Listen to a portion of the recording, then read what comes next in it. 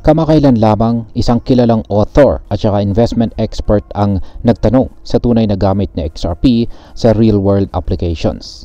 Ayon po kay Ginoong Eric Yakes, tila hindi raw magwawagi or mananalo ang Ripple sa long term dahil sa direksyon nitong lumikha ng Central Bank Digital Currency or CBDC. Pero totoo nga ba talaga ito? Kaya yan po ang siyang ating aalamin sa video na ito. Pero bago po tayo magpatuloy ay pakibasa na lamang po ang disclaimer dito sa ibaba ng ating screen. Ayan, ayon po sa isang survey na isinagawa ni Ginoong Patrick Bet David, halos 43.8% ng respondents ang naniniwala na may pinakamahusay na long-term technology ang Ripple kumpara kay Bitcoin na nakakuha lamang ng 35% ng mga boto. Dahil ito ay marami pong Bitcoin investors ang nadidismaya at hindi maintindihan kung bakit tila mas dumarami ang suporta kay XRP. Ngunit ayon po kay Ginoong Eric Yakes, may isang malaking problema pagdating kay XRP. Matagal nang nasa market, matagal na pong nasa market ang Ripple mula pa noong taong 2012. Ngunit ang tanong niya, ano nga ba talaga ang naging gamit nito? Ano na ang nagawa nito?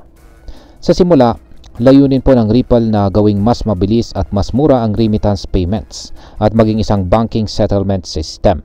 Pero ngayon, lumalabas na mas nakatuon ito sa paglikha ng isang Central Bank Digital Currency or CBDC. At ayon po kay Ginoong Yakes, kung iyon ang landas na tatahakin ni Ripple, hindi raw magiging mahalaga ang XRP mismo sa prosesong ito. Ayan. Kaya kung CBDC ang pinaka-best case scenario ng Ripple, hindi po magagamit ang XRP token. Wala daw pong value na magdadagdag kay XRP, kaya kung inaakala ng iba na ito ang magiging susi sa tagumpay, nagkakamali daw po sila. Yan po ay ayon kay Ginoong Yakes. Kaya bakit marami pang sumusuporta kay Ripple? Ayan, sa kabila po ng mga batikos, hindi maikakaila na nananatiling malakas ang suporta para kay Ripple. Isa sa mga dahilan nito ay ang kakayahan ng Ripple na makabuo ng malaking halaga sa pamamagitan po ng pre-mined XRP tokens at matinding marketing strategy. Sa kasalukuyan, ang RippleNet ay patuloy po na ginagamit para sa mga international payments at umaabot na po sa $7 billion ang napuproseso nitong transaction kada taon. Kahit na may kinakaharap po itong kaso laban sa US Securities and Exchange Commission or SEC. Dahil po sa patuloy na tagumpay ng Ripple, maraming Bitcoin investors ang nagtataka kung paano po nagawang manatiling matatag ng project kahit na maraming hadlang ang hinaharap nito. Isa po sa mga dahilan ay ang suporta ng malalaking financial institutions na gumagamit ng technology ng Ripple para mapadali ang cross-border transactions. At yan, bilang panghuli ay ano naman ang aking masasabi tungkol dito.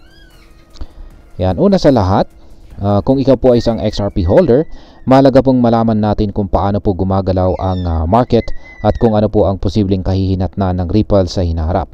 Kung totoo nga ang sinasabi ni Ginoong Yakes na hindi magiging pangunahing gamit ang XRP sa CBDCs, maaaring magdulot po ito ng pagbaba ng demand para sa token sa long term.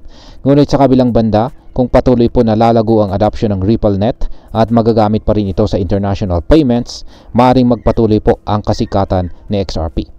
Para po sa mga nagpaplano na mag-invest kay XRP, mahalaga pong magsagawa ng masusing research bago po pumasok sa anumang investment. Tandaan ng crypto market ay napaka-volatile at madaling magbago ang mga pananaw ng mga eksperto sa loob lamang ng ilang buwan o taon. At sa kabuuan, ang tanong na mananalo ba ang Ripple ay hindi isang simpleng oo o hindi lamang. Ang tunay po na sagot ay nakasalalay sa kung paano po gagamitin ng mga financial institutions at saka regulators ang technology ito sa hinaharap. Kaya para sa atin bilang mga Pinoy traders at investors, ang pinakamagandang gawin po natin ay ang manatiling updated sa balita, mag-diversify ng ating investments at huwag po tayong sumugal sa isang asset nang hindi naiintindihan ang mga risk. Hindi naman po masama ang magkaroon ng XRP sa ating portfolio, pero siguraduhin po nating may tama tayong strategy sa paghawak or pag-hold nito at maging sa pagbebenta nito. At ayan, hanggang dito na lamang po tayo sa video na ito mga ka-crypto. Marami pong salamat sa panonood. Ingat po tayo lagi at God bless po sa ating lahat.